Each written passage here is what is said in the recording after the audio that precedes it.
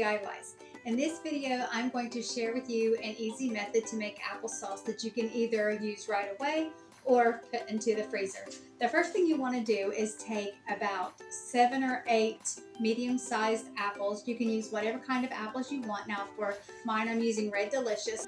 You want to peel and core your apples, making sure to remove all seeds and the core. Now, if you want to, you can leave the peeling on all of the apples or some of the apples. The choice is yours. Now we're going to put these into a large pot.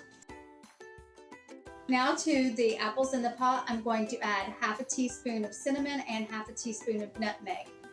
You can omit both if you want to, or just add one or the other. Now I'm adding half of a cup of water. Now I'm going to turn my apples on to medium heat and let them cook for 25 to 30 minutes or until they get soft enough that I can mash them.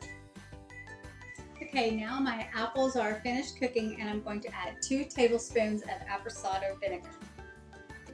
If you don't have apple cider vinegar, you could also use lemon juice or orange juice. I'm just going to stir this in and then I'm going to mash up my apples.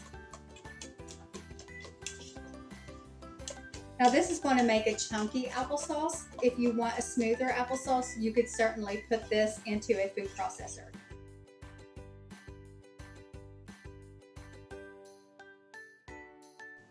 Now that my apples are all mashed up, I'm going to put them into an airtight container.